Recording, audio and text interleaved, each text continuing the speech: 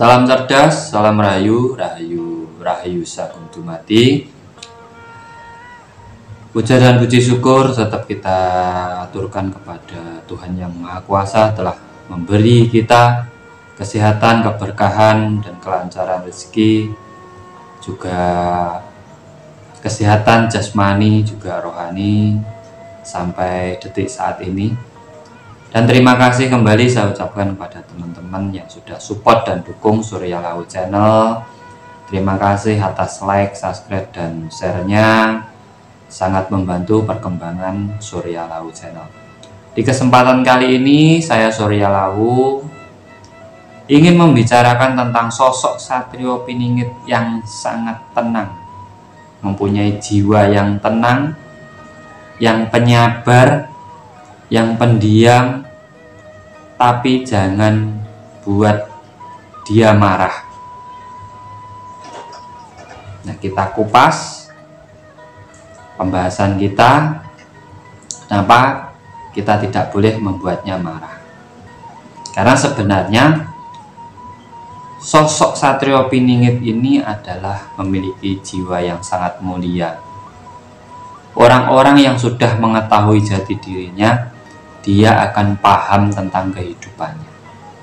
Dia juga akan paham tentang konsep ilmu ketuhanan dalam sebuah kehidupan di dunia sekarang ini.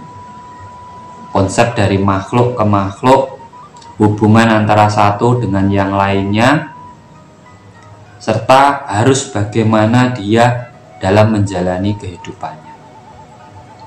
Dia adalah sosok yang sangat tenang, ceria, murah senyum, ramah tamah, sopan santun, memiliki adab yang tinggi dan keilmuan serta pengetahuan yang tinggi. Di saat orang membuat dia marah, ini yang sangat luar biasa yang akan dia lakukan. Dia tidak akan membalas kemarahan itu. Karena dalam Jawa ada prinsip dalam hidup, yaitu ngalah, ngalih, dan ngabekti. Di saat kita dihina, dicaci, dan dimaki oleh orang lain, kita ngalah. Kita mengalah saja. Kalau mengalah masih dihina lagi, kita pindah, ngalih, pindah tempat.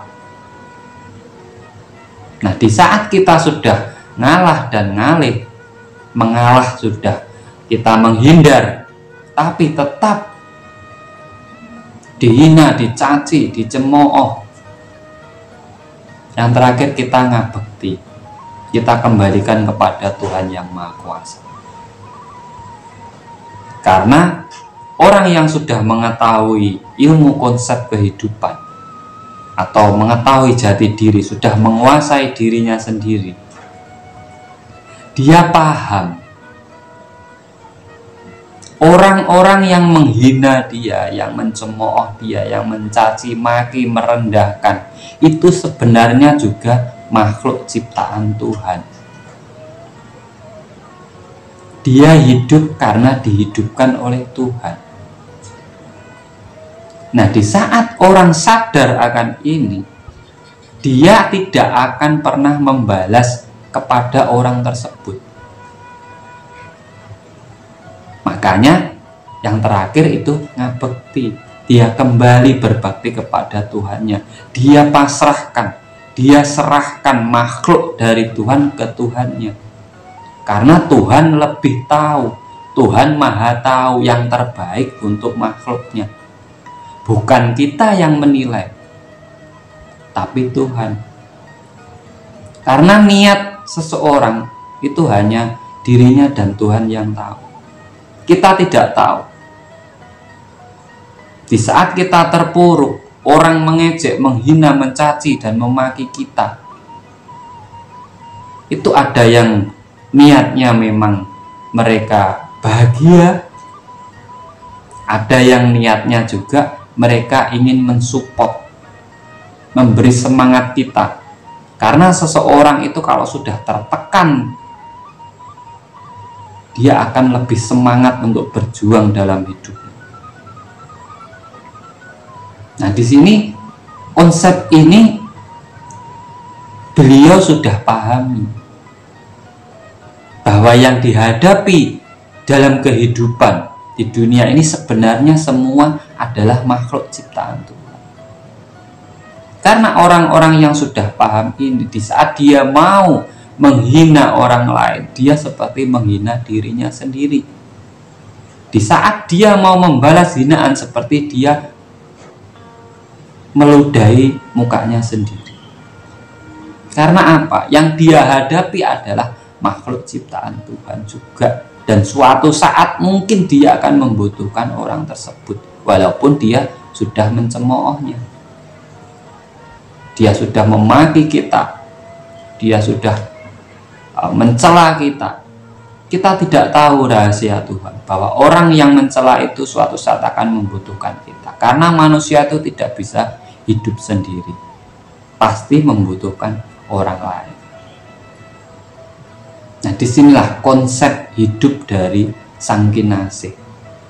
Kenapa dia tidak egonya tinggi, dia bisa meredam amarahnya, dia selalu baik kepada orang lain, dia selalu merangkul tanpa membedakan, karena dia memahami konsep hidup. Kalau orang Jawa yaitu manunggaling kawula Gusti. Manunggal ini jadi satu, kawula Gusti itu adalah seluruh makhluk di alam semesta. Di saat ini manunggal menjadi satu, maka akan terciptalah keadilan, kesejahteraan, dan kemakmuran yang sebenar-benarnya. Di sini kita bisa ambil contoh pola kehidupan. Karena kalau memang dia dikodratkan besok menjadi sosok pemimpin, kalau dia masih mengikuti hawa nafsunya, mengikuti egonya, itu tidak akan pernah membawa ke kemakmuran. Karena sosok pemimpin ini adalah dia harus bisa mengayomi yang di bawah. Apapun masalahnya, dia harus mengayomi. Dia tidak bisa memilah-memilih antara satu dengan yang lainnya, antara golongan ini dan golongan ini, tidak bisa. Semua sama. Disinilah semua makhluk Tuhan kalau menyadari dengan kesadaran diri yang tinggi, berada di puncak spiritualitasnya, yaitu kesadaran yang benar-benar hakiki, yang benar-benar mendekatkan dirinya dengan Tuhan, yang benar-benar bisa menghindarkan dirinya dari perbuatan yang tidak baik,